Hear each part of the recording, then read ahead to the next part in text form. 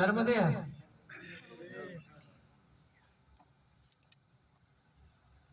माहिष्मती नगर में बहुत आते रहा हूं मैं। यहाँ का जो रपटा घाट है, जिसे आप लोग रपटा घाट कहते हैं, मुझे लगता है कि मैंने सैकड़ों बार वहां पर आकर आचमन करके मैं गया हूं लौट के।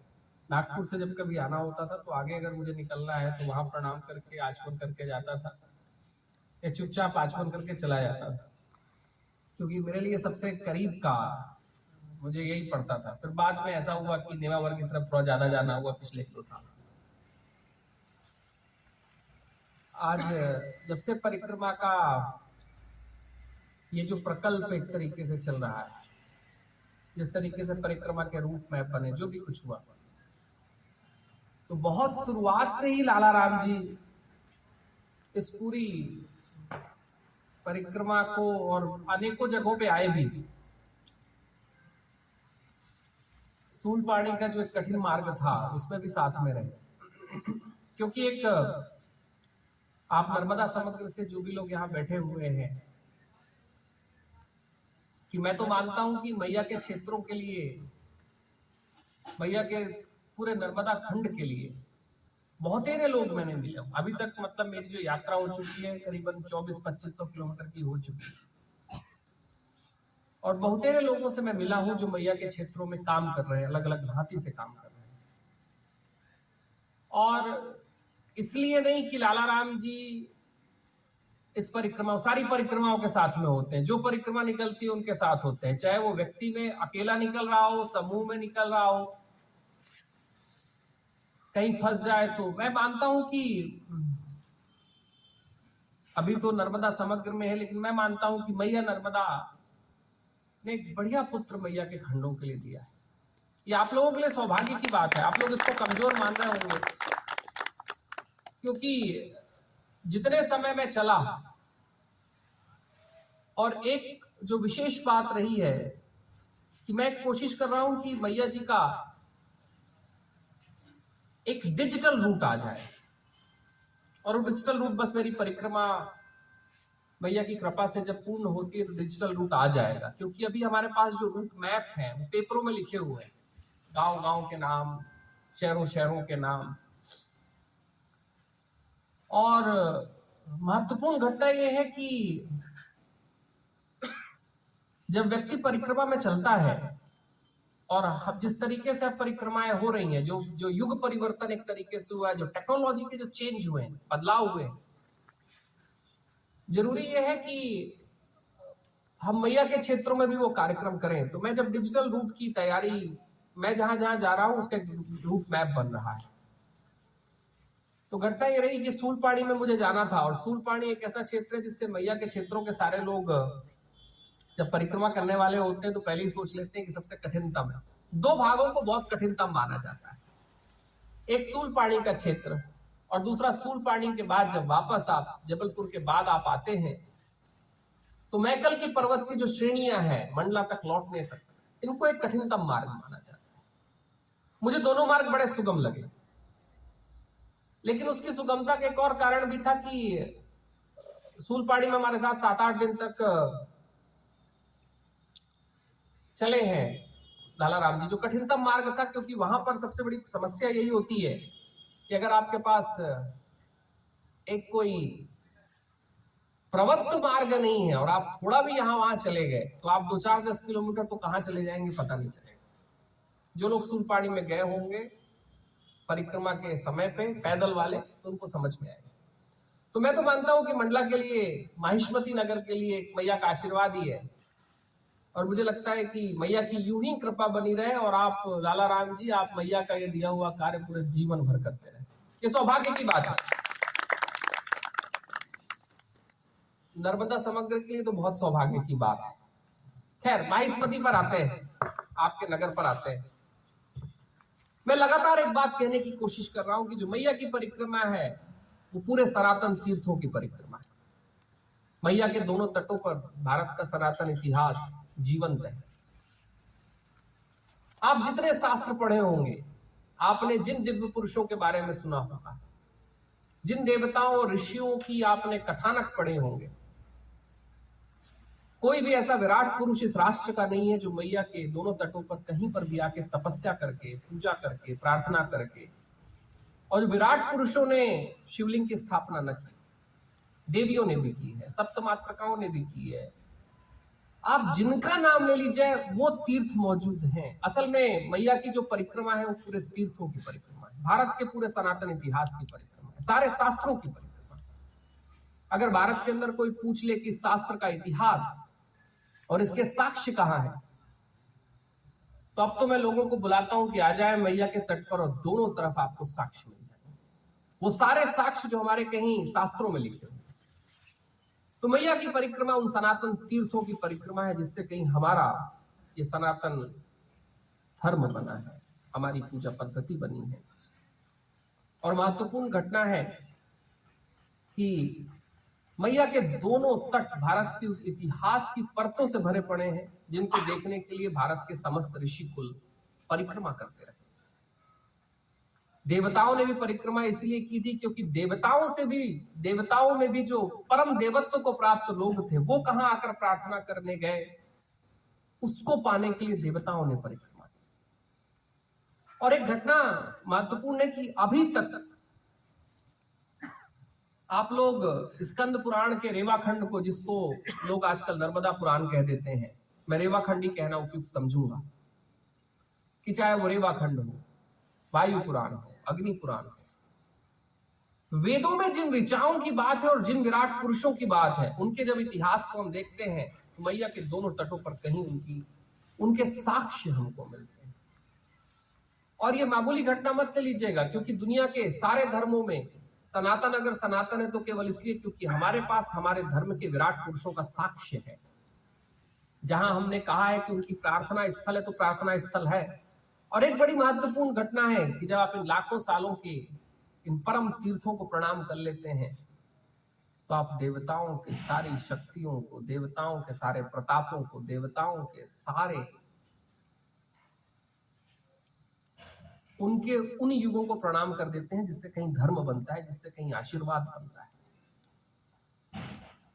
आज हम माहिष्मती नगर में हैं, जिसे आप लोग मंडला कहते हैं। बहुत अच्छी बात कही इन्होंने कि विष्णुपुरी और कहीं ब्रह्मपुरी के बीच में से वंजा नदी निकलती है, जिसको आप लोग बंजर कह देते हैं। मैं थोड़ा जोर दे रहा हूं मैया की परिक्रमा में कि हम इतिहास के शब्दों को थोड़ा परख ले, जान ले। अगर हम बंजर नदी को बंजर कहने लगेंगे तो होगा ये कि आने वाले बच्चे कहेंगे कि इस नदी में कुछ नहीं होता था इसलिए इसको बंजर कह दिया, और कहने ही लगे। वो जो बंजर नदी है उसके बीच में जो विष्णुपुरी और ब्रह्मपुरी दो नगर हुआ करते थे, जिसे आप लोग पूर्वा कहते हैं वो विष्णुपुरी कहलाया करता है, जिसे आप महाराजपुर कहते हो ब्रह्मपुरी। और घटना है कि एक तीर्थ आप भूल गए, मैया सरस्वती के जो प्रस्थवरण का तीर्थ था वो विष्णुपुरी हुआ करता है। उस जगह पर मैया सरस्वती ने प्रस्थवरण किया था। महत्वपूर्ण घटना, उसे मैया सरस्वती का प्रस्थवरण तीर्थ कहा जाता था। इस माहिष्मती नगरी के आसपास तीर्थों की तो जानकारी थोड़ी सी लाला राम जी ने दे दी कि जिसे आप लोग जो नाला आज जिस महत्वपूर्ण धारा को हमने आज बाधित कर दिया गया है, वो हमारे उस इतिहास का परिचय था जहां पर कहीं उस महत्वपूर्ण हेम टेकड़ी पर महत्वपूर्ण यज्ञ हुए थे, जिनसे कहीं इतनी धाराएं घृत की निकली थी। और जब वो मैया में जाके मिली थी तो सनातन इतिहास उसको महत्वपूर्ण तीर्थ माना था और कहा था जहां इस घृत कुमारी का संगम है वहां अगर विद्या दान हो, ग्रंथ दान हो, शिक्षा का दान हो तो आदमी परम पुण्य पद प्राप्त कर लेता है। यह वो महत्वपूर्ण स्थान है। घटना यह है कि इस माहिष्मती के पास कार्तिवीर अर्जुन का इतिहास, कार्तिवीर अर्जुन कब के हो गए, जिनको परशुराम ने, जिन्होंने जमदग्नि ऋषि के यहां से, जमदग्नि जी का बहुत दूर स्थान नहीं है, देवगांव के पास है जमदग्नि जी का स्थान, परशुराम जी के पिताजी का स्थान। कार्तिवीर अर्जुन इस क्षेत्र के माने जाते हैं। इस क्षेत्र से कार्तिवीर अर्जुन का कहीं प्रारंभ होता था, कहीं उन्होंने यहाँ पर राज्य बनाया था। और घटना है कि आप लोगों के यहाँ एक नागवंशी के नाम से आपको लोग मिलते होंगे, मिलते हैं महाराजपुर में, मिलते हैं नागवंशी। इसकी घटना, नागवंशी जो लोग हैं यहाँ पे, कार्तिवीर अर्जुन जब आए थे तब यहाँ पर नागवंश का राज हुआ करता था। और आज भी हम लोगों के आसपास नागवंशी सरनेम के लोग मौजूद हैं। और ये आज मैं लाला राम जी से लगातार पूछ रहा था, बोला भाई कि इसके अपने पास लोग हैं क्या, इसके अपने पास लोग हैं क्या, वो नागवंशी है क्या? बोले हाँ, क्योंकि यहाँ पे नागवंश का राज हुआ करता, जिसको कार्तिवीर ने हराकर यहाँ पर अपना शासन किया था। मैं जो घटनाएं, तीर्थों की घटनाएं जो मैं कह रहा हूँ, केवल 2-4 तीर्थ नहीं, आगे और आप अगर आगे बढ़ेंगे थोड़ा सा दूर, यहां से करीबन 25 किलोमीटर दूर घनसौर के पास और तीर्थ है। मैया के दोनों तटों पर असंख्य तीर्थ है। और मैं तीर्थ कह रहा हूं, ध्यान रखिएगा, क्योंकि मंदिर बनाना तो बहुत आसान है, आप मैं हम हजारों मंदिर बना सकते हैं, लेकिन तीर्थों को बनाने के लिए तो भगवान लगते हैं, परमात्मा लगता है। जब परमात्मा आकर अपना निश्चय करते हैं तब तीर्थ बनते हैं। एक महत्वपूर्ण घटना है कि आप लोगों ने उन ऋषियों के नाम सुनो होंगे। याज्ञवल्क्य जी का आपने नाम सुना होगा, अंगिराज जी का आपने नाम सुना होगा, पुलत्स्य ऋषि का आपने नाम सुना होगा। ये सारे ऋषि कहीं पर इस महिष्मती नगरी में जब आए थे, उसके कारण व्यास जी के पास जब वो आए, और ये महत्वपूर्ण ऋषि थे, वैदिक ऋषि रहे, इन्होंने हमारे पूरे शास्त्रों को रच दिया, पूजा पद्धति को रच दिया। ये ऋषि आपके यहाँ कहीं, वो जो आपका व्यास नारायण जी का मंदिर है, पहले वो किसी और तट पे हुआ करता था, उनके पास तक आए थे और फिर तट परिवर्तन हुआ। वो एक कथानक। मैं ये कहना चाहता हूं कि ये जो मैया के दोनों तट हैं, और मैं लगातार एक बात कहते जा रहा हूं, क्योंकि मुझे ऐसा लगता था पहले, परिक्रमा के पहले 7 दिन में ऐसा लगता था कि लगभग जितने लोग हैं परिक्रमा के क्षेत्र में, सबको अपने तीर्थों के बारे में जानकारी है। लेकिन एक हफ्ते बाद मुझे लगा कि तीर्थ क्षेत्रों के बारे में जानकारी नहीं है। और इसके कारण क्या हो रहा है कि मैया के दोनों तटों पर जो भारत का पूरा सनातन इतिहास है, सनातन धर्म का जो आधार है, जो महत्वपूर्ण तीर्थ है, वो कहीं विस्मृत होते चले जा रहे हैं, उनकी स्मृति खत्म होते चले जा रहे हैं। और अगर इन महत्वपूर्ण तीर्थों की स्मृति खत्म हो गई तो मैया के ही तट है जो सनातन साक्ष्य को आज तक बांधे हुआ है। और केवल साक्ष्य की बात नहीं है, ये तो वो परम पद शिवलिंग है, वो तीर्थ जिनको भगवानों ने अपने हाथों से रचा, जिन्होंने जब जरा सोचिए कि जमदग्नि जी ऋषि जो कहीं परशुराम जी के पिता हुआ करते थे, जिस शिवलिंग का उन्होंने पूजा की हो, जब आप पूजा करते, जरा सोचिए आशीर्वाद की कौन सी श्रृंखलाएं घटित होती, क्या श्रृंखलाएं। जरा स्मरण करिए कि जिस महत्वपूर्ण तीर्थ पर आकर याज्ञवल्क्य जी आए हो, जहां पर अंगिराज जी आए हो, जिनके नाम पर वैदिक ऋचाएं हैं, जिस क्षेत्र पर आकर उन्होंने आके भोजन पाया होगा, जरा सोचिए वो कितनी महत्वपूर्ण स्थली रही। घटना तो ये है कि आज हम लोग मधुपुरी घाट से आ रहे हैं, और मधुपुरी घाट रामेश्वमेघ का बड़ा महत्वपूर्ण स्थान है। रामेश्वमेघ वो शास्त्र है जो शास्त्र इस देश ने पढ़ना बंद कर दिया, लेकिन अगर वापस पढ़ना अगर हमको शुरू करना है तो हमको मधुपुरी घाट की स्मृति रखनी पड़ेगी। हमको घोड़ा घाट के ऊपर नहीं, घोड़ा घाट के पीछे क्या हुआ था, क्योंकि यही वो जगह थी जहां से योग की और योगनियों के पूरे शास्त्र की नई शिक्षा दीक्षा आई। असल में घटना यह है कि ये केवल माहिष्मती नगर की बात मैं नहीं कर रहा, माहिष्मती नगर के ऊपर मैं केंद्रित कर रहा हूं, मंडला के ऊपर मैं बातें कर रहा हूं, लेकिन मैया के दोनों तटों पर कहीं तीर्थ भरे हुए हैं। और वो तीर्थ है जिन तीर्थों से कहीं ये राष्ट्र बना है, हमारा धर्म बना है, आशीर्वाद की प्रक्रिया बनी। और अगर इन तीर्थों के बारे में हमारी स्मृति चली गई, अगर उन तीर्थों को हमने जाना छोड़ दिया, तो हम एक आशीर्वाद का बहुत बड़ा आधार भी छोड़ देंगे।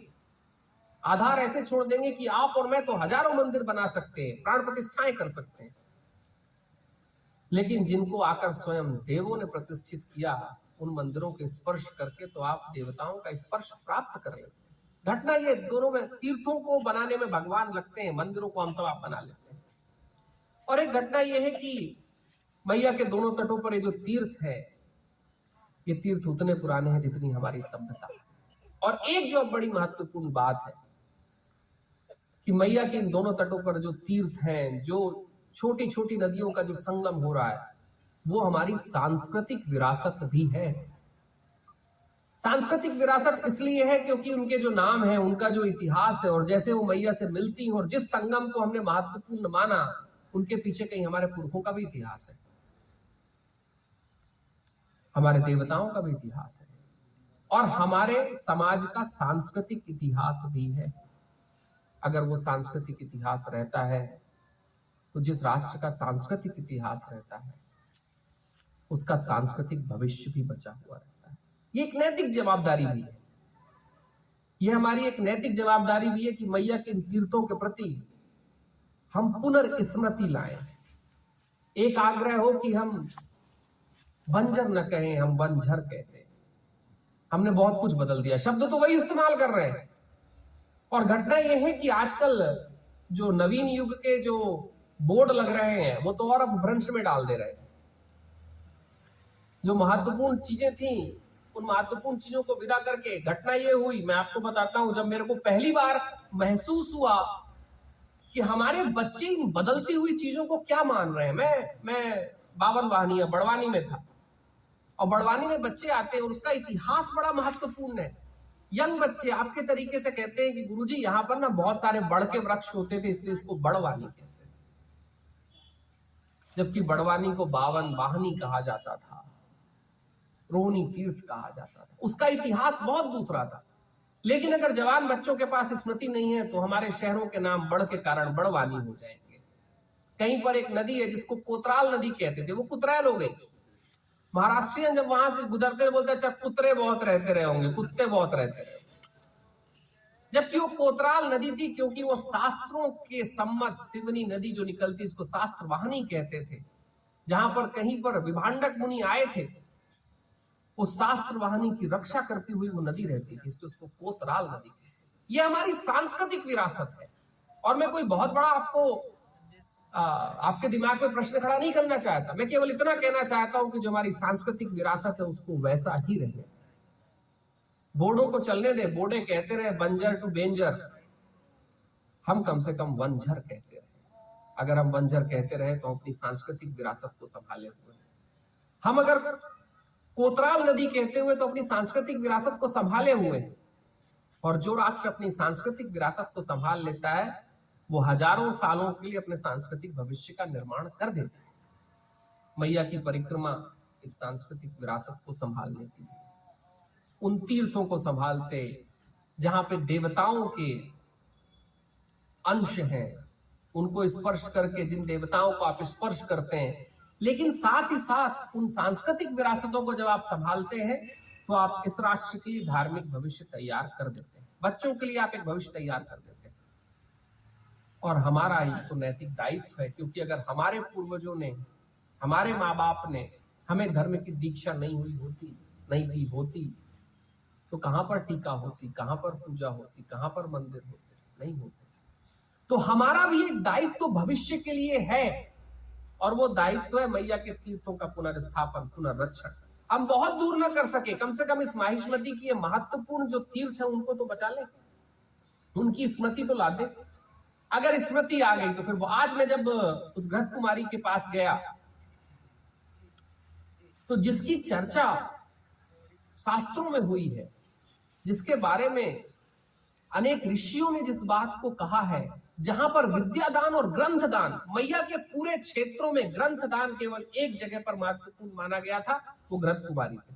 बाकी सब जगह अन्नदान अन्नदान अन्नदान अन्नदान, यहां पर ग्रंथदान को महत्वपूर्ण माना गया। सोचिए जहां पर ग्रंथदान दिया जाता रहा होगा वो कितनी महत्वपूर्ण जगह नहीं रही होगी। उस महत्वपूर्ण जगह को जब मैंने पटे हुए देखा और उसका नाम भी नहीं देखा तो मुझे लगा कि कहीं माहिष्मती का इतिहास अपने भविष्य को नहीं देख पा रहा।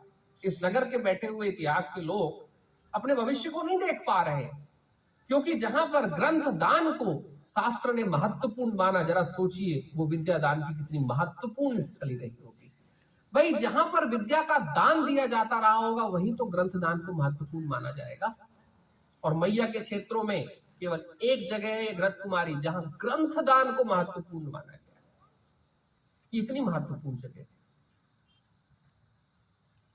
सरस्वती जी का जो प्रस्तवन क्षेत्र है, पता चला कि वो जो त्रिवेणी संगम आप लोग कहते भी हैं वो मेमोरी में है, लेकिन सरस्वती जी का वो प्रस्तवन क्षेत्र था। प्रस्तवन का अर्थ होता है कि सरस्वती जी जहां सदा निवास करती, वो तीर्थ है, वो भूमि तीर्थ है। भारत ने क्षेत्रों को तीर्थ माना, बोले ये तीर्थ है हमारा।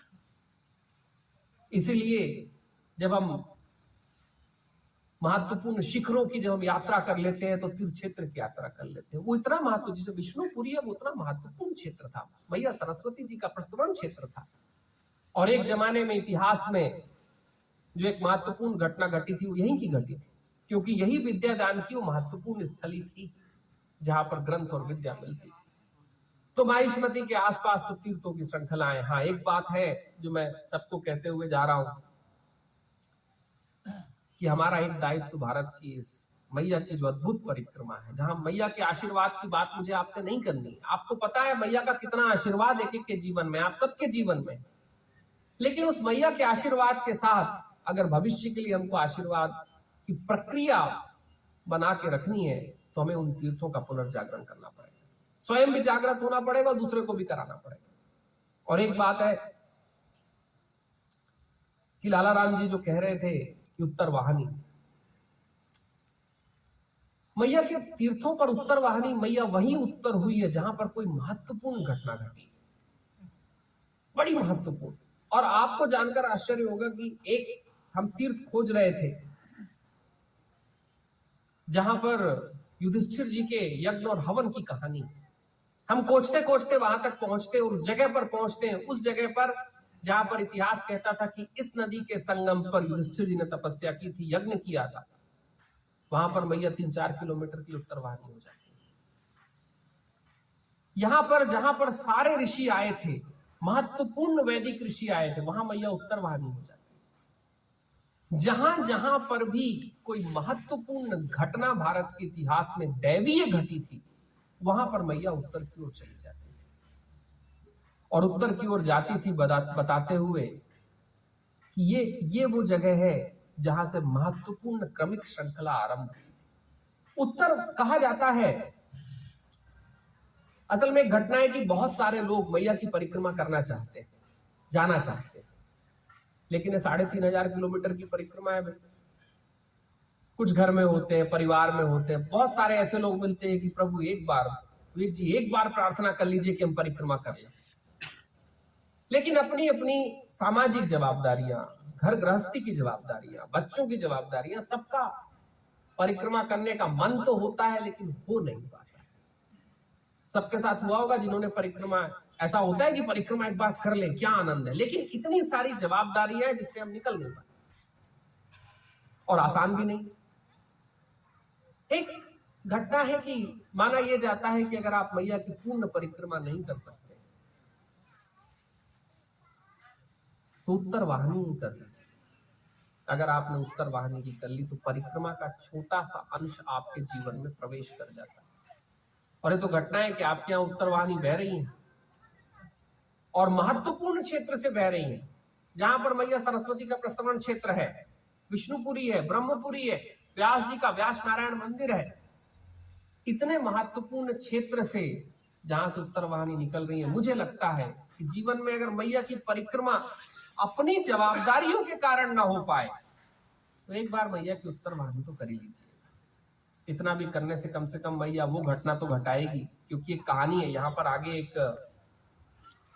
एक घाट है जहां पर एक गंधर्व कन्या जो बाद में कधी के रूप में जिसका जन्म हुआ था, कदेहा घाट है, आगे है, एक गंधर्व कन्या थी, उसका जन्म हो गया कहीं पर एक गधी के रूप में। मैया ने उसको भी जीवन से तार और पार लगा दिया। तो मैया तो अलग अलग प्रकार से, अलग अलग भांति से सबको अपने आसपास लेके आती। उत्तर वाहिनी मैया के नर्मदा जी के तटों पर एक महत्वपूर्ण घटना है। जहां जहां पर भी उत्तर हुई और दक्षिण हुई, महत्वपूर्ण घटना है। और जो भी लोग मैया को बारीकी से देखते हैं, और जब आप देखिएगा कि जहां जहां पर मैया उत्तर में गई हैं, वहां एक महत्वपूर्ण घटना भारत के शास्त्रीय धर्म में कहीं कोई घटी थी, इसलिए मैया उत्तरवाहिनी हुई थी। अगर पूर्व मुखी हुई है तो वो भी एक घटना घटी, दक्षिण गई है तो एक घटना घटी। जहां पर भी राक्षसीय तत्वों ने मैया से आके अलंकरण लिया, मैया वहां दक्षिण चली गई। और जहां पर दैवीय पुरुषों ने, देवताओं ने, ऋषियों ने, शास्त्रियों ने जब मैया से याचना की तो वो उत्तर चले गए। तो उत्तर वाहिनी अगर आपके जीवन में मैया की पूर्ण परिक्रमा ना हो पाए तो ये तो कोई, मुझे लगता है कि अगर हम गहरा अध्ययन कर लेंगे तो 21 किलोमीटर के आसपास की बनेगी। कम से कम जीवन में आप लोग माहिष्मती नगरी में है, एक बार उतना तो पैदल चले, उतना भी कर लिए तो बड़ी महत्वपूर्ण परिक्रमा का थोड़ा सा अंश आ जाएगा। असल में एक घटना है, उससे मैं फिर अपन भोज में जाएंगे, कि एक घटना ऐसी होती है कि एक बार पुलत्स्य ऋषि मैया के पास आते हैं और बहुत दिनों तक मैया के साथ रहते हैं। मैया के साथ रहते रहते, रोज आचमन करते करते, रोज स्नान करते करते ऐसा लगता है कि मैया पास में ही है। जब भी जाते हैं मैया के दर्शन हो जाते हैं, आचमन हो जाते हैं। वर्षों की घटना चलती रही। पुलत्स्य ऋषि, वो स्थान आगे है, हरदा के आगे वो जगह पड़ती है, तो वो लगातार वहां पर प्रार्थना करते रहे, सब चलता रहा। वर्षों बीत गए। एक समय ऐसा आया जब उनके जीवन में कोई गतिरोध होने लगा। अब जो उनकी तपस्या थी, वो तपस्या का वो बल नहीं मिल रहा था। तो मैया के पास गए और पूछा, मैया ऐसा क्यों है? और वैसे पुत्र भाव से पूछा कि मैया ऐसा क्यों है कि अब वो घटना नहीं घट रही जो लगातार घट रही थी। पूछते रहे पूछते रहे पूछते रहे, और अचानक उनको कहीं पर निद्रा लगी, भूखे थे, प्यासे थे। स्वप्न में मैया आती हैं और कहती हैं, तेरे को लग रहा है कि तू बहुत मेरे पास है, थोड़ा आगे जा, थोड़ा पीछे जा, थोड़ा दूर जा, तू मुझे फिर से देख पाएगा। तो ये घटना मैंने आपसे इसलिए कही कि आप लोग भी मैया के बहुत पास हैं। कभी भी जाते हैं आचमन कर लेते हैं, कभी भी जाते हैं मैया को श्रीफल छोड़ सकते हैं, साड़ी छोड़ सकते हैं, श्रृंगार छोड़ सकते हैं। थोड़ा 21 किलोमीटर चलेंगे तो हो सकता है कि मैया का एक नव संकल्प आपके जीवन में उतर जाए, कहीं कोई नव आशीर्वाद आपके जीवन में उतर जाए, कहीं कोई ऐसी घटना घट जाए जिसका सबको इंतजार है।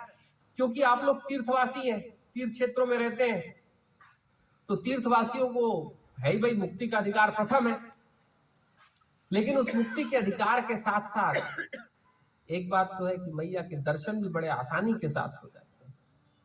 एक बार की घटना है कि मैं उसी रपटे घाट पे था, और रपटे घाट पे मैं उतरा, हमारे साथ हमारा जो मेरा भोजन बनाता है लड़का, वो भी मेरे साथ था।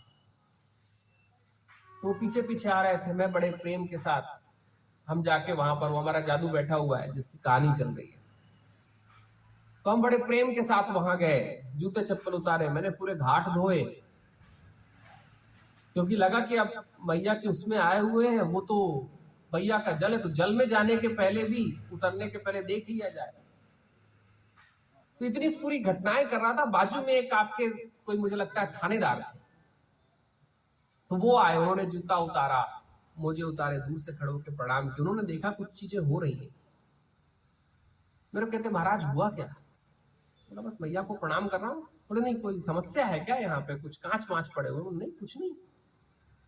बोले, फिर इतना धोना धाना ऐसा क्यों? तो भाई मैया के पास जा रहा हूँ तो उतनी तरीके से तैयारी तो कर लूं। तो थोड़ा अचरज में पड़ गए। अचरज में इसलिए पड़ गए क्योंकि वो रोज आते थे, रोज चरणामृत पी के चले जाते थे। हमारे लिए तो महीनों की घटना होती थी, तो हमको तो लगता था हम स्वर्ग में आ गए। तो आप लोगों के लिए तो रोज की घटना है, आप रोज पहुंच जाते हैं। तो कम से कम उत्तर वाहिनी की एक बार जरूर उत्तर वाहिनी की परिक्रमा करें। और मेरा दावा है कि ये एक बार की अगर पथ परिक्रमा आपके जीवन में हो गई तो पता नहीं ईश्वर का कौन सा आशीर्वाद जीवन में और घट जाएगा। मैं इतना जरूर कहूंगा अंत में, सहभोजन के पहले, और एक आशा रखता हूं यहाँ के नवयुवकों से, जो जवान लोग यहाँ बैठे हुए, ये पूरे मैया के दोनों तटों पर मैया की दिव्यता को छोड़कर बाकी सारी चीजों की बहुत बातें कहीं एक विशेष वर्ग कर रहा। मैया की दिव्यता की चर्चाएं नहीं होती, बाकी सब चर्चाएं बहुत आम हो जाती कि आप क्या ना करो, आप कैसे साड़ी मैया को न दो, आप कैसे मैया को भोजन अर्पित न करो, आप कैसे मैया को, बहुत सारी बातें चलती हैं। आप लोग समझ गए होंगे मैं किस तरफ इशारा कर रहा हूं। मैं एक आग्रह करके जाऊंगा कि हमारी भक्ति का जो युग रहा है, भक्ति के युग में हमारी एक सामाजिक संवेदना रही। हमने अगर मैया को, अगर कोई, हम मैया को क्या अर्पित कर सकते हैं? जो हमको जीवन देती है हम उसको कुछ दे सकते हैं? असंभव है, कोई नहीं दे सकता। लेकिन हमारे कुछ सामाजिक दायित्व थे। उसमें से एक दायित्व था कि अगर किसी को कुछ दिया भी जाए तो उसको पता ना चले कि किसने दिया, उसके अंदर कोई हीनता की भावना ना आए। तो हम मैया को साड़ी चढ़ा देते थे, वो साड़ी उन परिवारों में पहुंच जाती थी जिनके पास साड़ियां नहीं होती। हम मैया को भोजन दे देते और भंडारे करा देते थे, तो वो लोग भोजन आके पा जाते थे कई बार जो शायद बुलावे पे नहीं आते थे। तो मैया के क्षेत्रों में दिव्यता की सारी परिभाषा रखिएगा। मैया के यहाँ एक एक अलंकरण और पूजा के सारे अध्याय इसलिए है क्योंकि मैया के क्षेत्रों में ही बड़े गौर के साथ सामाजिक दायित्व को भी देखा गया था। बहुत पहले जब ये साड़ियां नहीं होती थी तब सूत दिया जाता था, कपास दिया जाता था। वो कपास भी लोग ले जाते थे और अपने घर पे कुछ नई चीजों का निर्माण कर लेते थे। तो मेरा आग्रह है, खासकर जवान बच्चों से जो बहुत ज्यादा सोचने लगते हैं, विचारणीय हो जाते हैं, कि अगर हम मैया को साड़ी, मैया को भोजन दे रहे हैं तो मैया को हम कुछ नहीं दे सकते। हम मैया को लगाकर किसी और तक पहुंचा देते हैं। हमारे सामाजिक दायित्व को हम ऐसे पूरा कर देते हैं किसी को पता भी नहीं चलता। क्योंकि अगर किसी को पता चल जाए तो उसके अंदर हीनता की भावना आती है।